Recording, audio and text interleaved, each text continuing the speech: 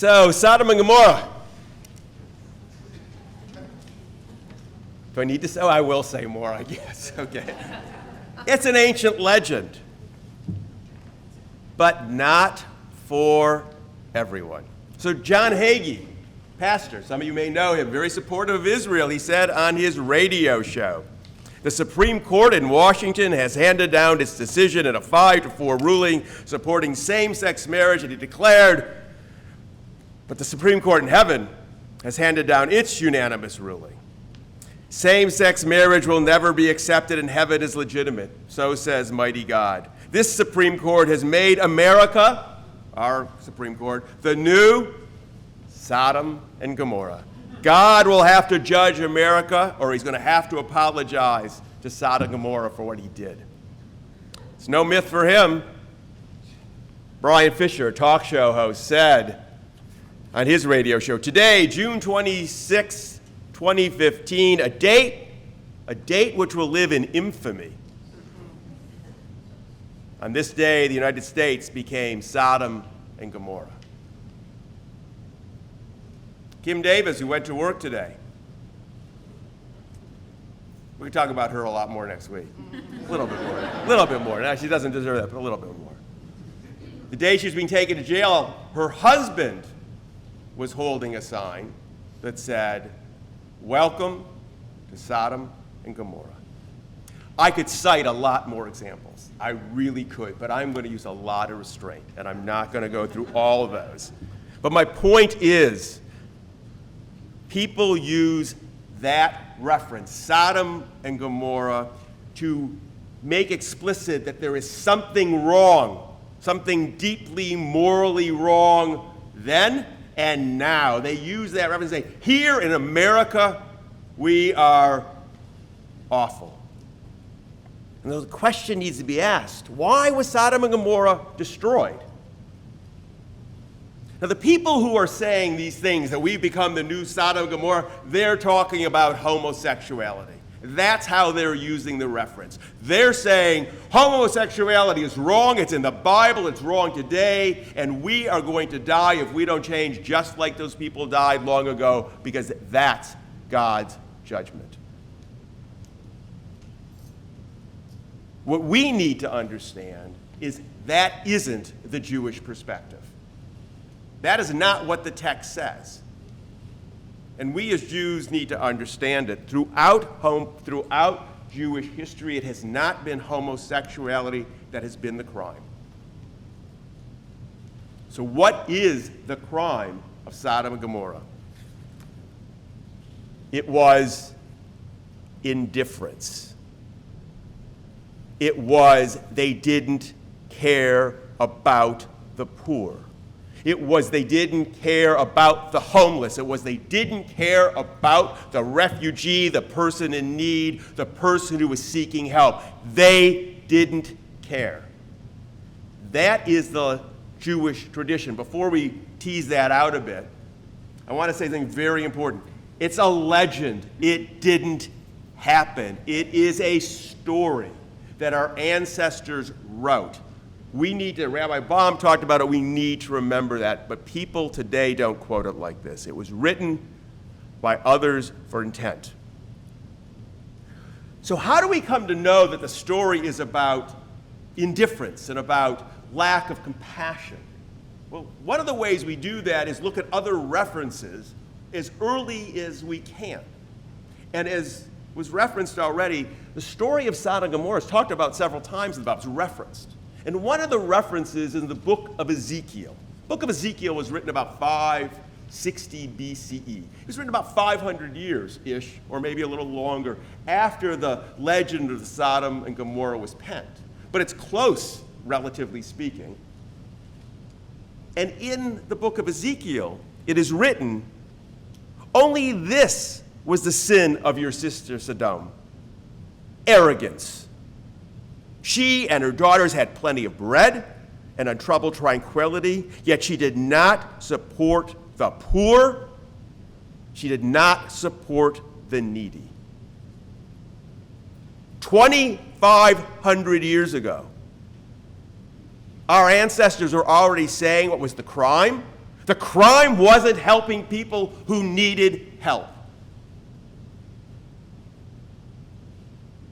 Last night I read a midrash based upon several other midrashim. So I read a legend based upon a legend that was based upon other legends, and the rabbis have written very similar things. One of the legends said that anybody who helped a poor person, anybody, was to be beaten and killed, and so was the person who was helped. That's what the rabbis wrote. The penalty was death to the giver and to the receiver. Because the fear was, if you helped one person, somebody else was going to expect your help as well. So there's another legend that says there was so much gold there that the streets were paved with gold. So sometimes they would just flood the streets, as a legend, to keep poor people out. Or other times, if a poor person, somehow a beggar, somehow got into their city, somebody would give them a bullion of gold. But before they did, they wrote their name on it. They didn't give them food, they didn't give them water, a bullion of gold. Very clearly why. So the person would carry it, walk through the town, and eventually collapse from hunger, starvation, and die there on the street. And then the owner of the gold could walk back and pick up his or her own money. These were cruel people. Rabbi Chaya said at the Talmud, they deserve punishment for their uncharitableness. For whoever grudges assistance to the poor does not deserve to exist in this world. That's the evidence. Jewish tradition teaches us that this story is about cruelty, lack of compassion, not understanding that somebody in need needs our help. And it wasn't just about the person who acted badly. The story itself and rabbinic tradition says it was also about those who didn't do anything. That's why the whole town was destroyed. The innocent bystander, a phrase we use for somebody who doesn't act maliciously, but it's about somebody who doesn't act at all. Great phrase, innocent bystander. Sometimes we say it ourselves. Assuages our guilt. I didn't do anything wrong. I just didn't do anything. It's a defense sometimes we can use. It allows us to look in the mirror and judge ourselves a little bit more gently. Not me. Somebody else is deserving of punishment. Not me. It was somebody else who acted badly. Sodom and Gomorrah. A tale about human beings not being in touch with their hearts, not understanding that another person needs help, not understanding that standing silently isn't acceptable. This notion of the innocent bystander was heightened for me when I was at a lecture at the Hebrew Union College, Jewish Institute of Religion, about a year ago. There, Dr. Susanna Heschel was speaking. She's a professor of Jewish studies. She's a professor of Jewish studies in her own right. She's also the daughter of Rabbi Abraham Joshua Heschel, a very famous rabbi. I want to put him in context. And she quoted her father. I'll tell you the quote in a second after you understand who this rabbi was and his role in Judaism. He was a rabbi. He was born in Poland. He actually came from a line of rabbis. He was born in 1907. And as Nazism was growing and getting stronger and burning hotter, he was rescued. He was rescued from Europe by the then president of Hebrew Union College, Julius Morgenstern. He brought him. And Rabbi Heschel taught at Hebrew Union College for about 5 years and then went on to Jewish Theological Seminary, the conservative seminary in New York. He was a powerful teacher, inspired students, raised up rabbis. But he was more than that. He himself was inspired by the words of the prophet. They energized his soul. This notion of acting and doing was not for him metaphor. For him, it was the way one is supposed to live their lives. He was a strong civil rights activist.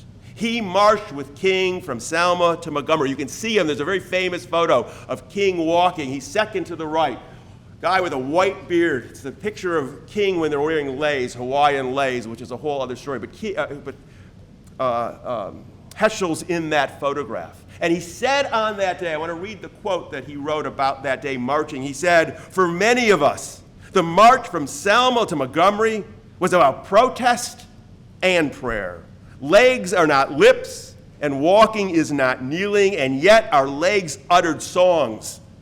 Even without words, our march was worship. I felt my legs were praying."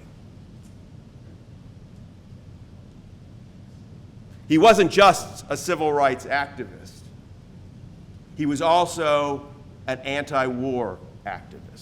He was opposed to the Vietnam War, and being opposed to the Vietnam War caused lots of dissidence. It caused some trouble for him. But he stood up and he spoke. He was vocal in his disapproval. And at about this time of all this was going on, he wrote a particular prayer. And while I don't necessarily agree with his theology, the words that he wrote in the prayer are powerful.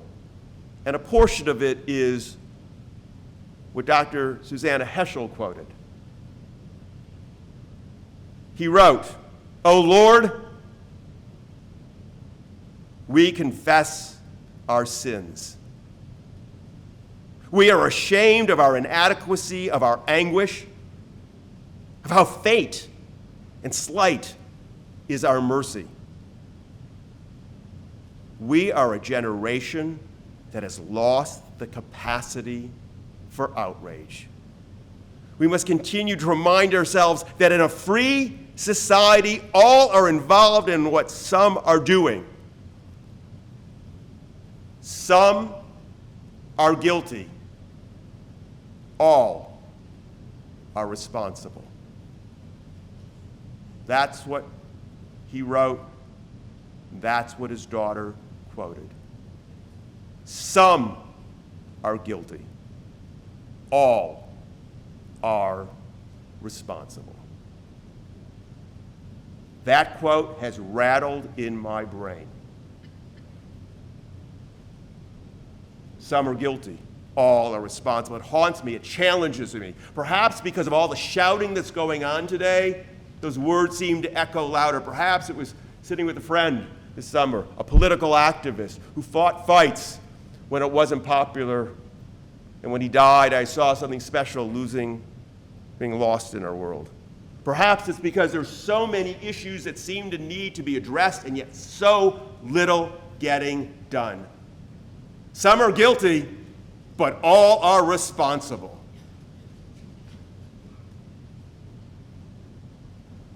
Not just here, not just Heschel's words. I heard it in words of the former president and the current president of Israel. Israel has had a terrible summer. It was a terrible summer. Orthodox Jew who had been let out of jail for attacking people at a gay pride parade. Days later, after being let out of jail, attacked and stabbed, wounded some people, and killed a teenager at a gay pride parade. Also during the summer, ultra-Orthodox Jews in the West Bank set a house on fire in which an 18-month-old died because of their actions. Israel was going through a crisis, and they called forth this same notion. There was a recognition among the politicians, among rabbis, that something was wrong, something incredibly wrong, that in this society that hoped for freedom and justice, that was trying to transform the world, that this kind of extremism was growing up. And they recognized that we have to hold those who act accountable, but more, there was a recognition that in a society that is free and open, everyone is responsible to create a healthy society. Shimon Peres, a former president of Israel, Nobel Peace Prize winner, he said, "Those who call the Pride Parade a march of animals shouldn't be surprised when a knife is plunged into a 17-year-old girl. Or those who incite against Israel's Arab citizens shouldn't be surprised when churches and mosques are set on fire and ultimately a baby is burned to death in the middle of the night." They understood, he understood that all in a society have a responsibility. The president, Rivlin, said, every society has extreme fringes. But today, we have to ask, what is it in the public atmosphere which allows extremism and extremists to walk in confidence in broad daylight? It's a question we should ask ourselves as well. These are similar and striking references from Sodom and Gomorrah to Ezekiel to the rabbis to today. Everybody has a responsibility. Some are guilty, but all are responsible. And it would seem to me that here, a congregation, our congregation that says in our liturgy that there is no moral authority that's going to rescue us, that's going to fix all the wrongs in the world, that's going to somehow swoop down and make what looks right or wrong right, that we ultimately have this responsibility to create the society that we want. We talk about here that human beings have the right and the responsibility to choose our purpose. Those words mean that we have a deep responsibility to create the society we want. The solutions for the problems lies nowhere else but in us. That's our religious perspective. And to deny this is to deny our beliefs, but worse, it's also to deny our responsibilities. So we have to ask ourselves, even though it may be uncomfortable to ask, what role have we played? What role have we played in creating the society in which we live? Have we made it any better? Or have we made it worse? For we are all participants in creating society. There is no such thing as an innocent bystander. For one who witnesses and does not say is saying that in our society, such actions glean no notice. Silence is tacit approval. Life isn't a game. There are no sidelines. This isn't like the football games played yesterday where there's some team on the field and we all get to stand around and cheer or boo our favorites. That's sports. Life isn't a sport. Everybody's in the game. Everybody is involved. We are all players. We are all actors. We are the ones making the difference in big and small ways. And it doesn't matter our age, young or old. It doesn't even matter our health. It doesn't matter our economic status. These things might limit what we do, but they do not stop us from doing. Life asks of us, perhaps it even requires of us to participate, to help shape through the environment in which we live, through what we say, through our support, through our actions. And we must accept that our inactions, our lack of support, our lack of voice, our lack of challenging creates the environment in which we live as well. There is a litany of issues that we face.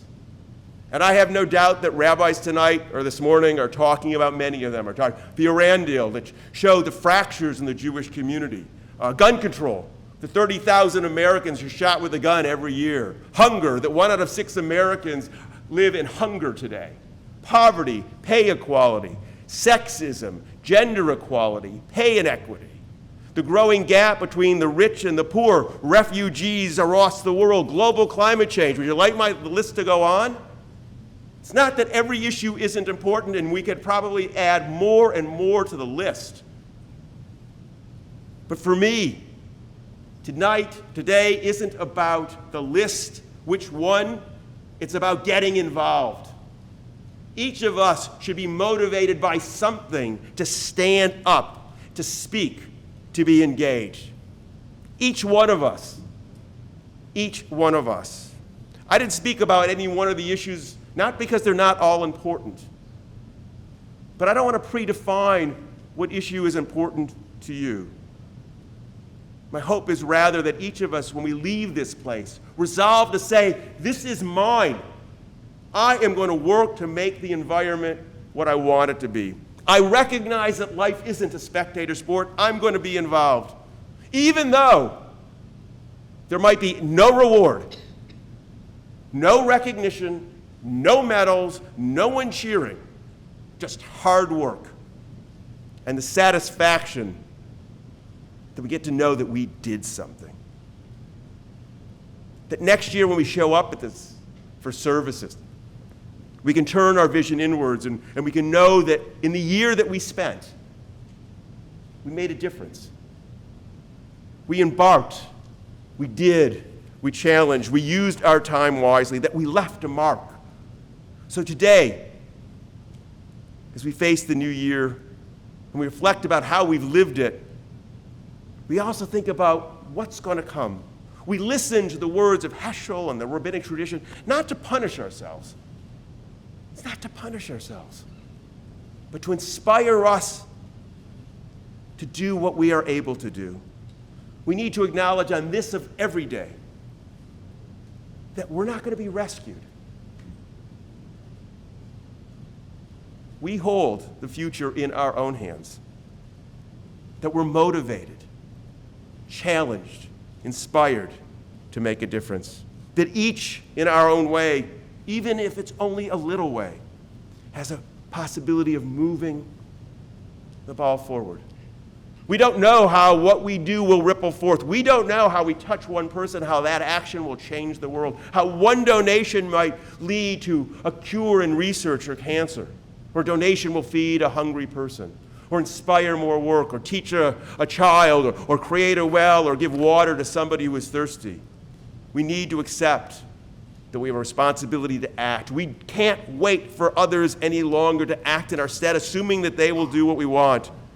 Nor do we shrug our shoulders and say, oh, my actions, they don't matter. They're insignificant. We must act.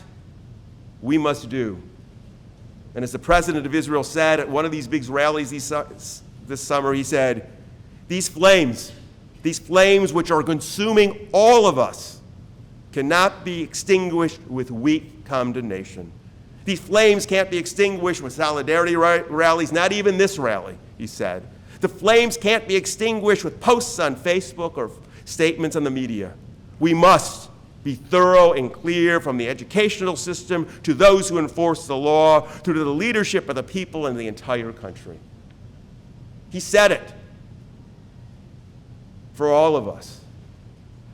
We have to be involved, every person at every level at every moment. We are called to take responsibility. That is the message of Rosh Hashanah, a message that we must hear today. Some are guilty. All are responsible. We each hold in our hands a sacred responsibility to leave a legacy, to lighten a burden, to right a wrong, to send a ripple of compassion during these harshest of times. We, each one of us, are called to act in the year to come.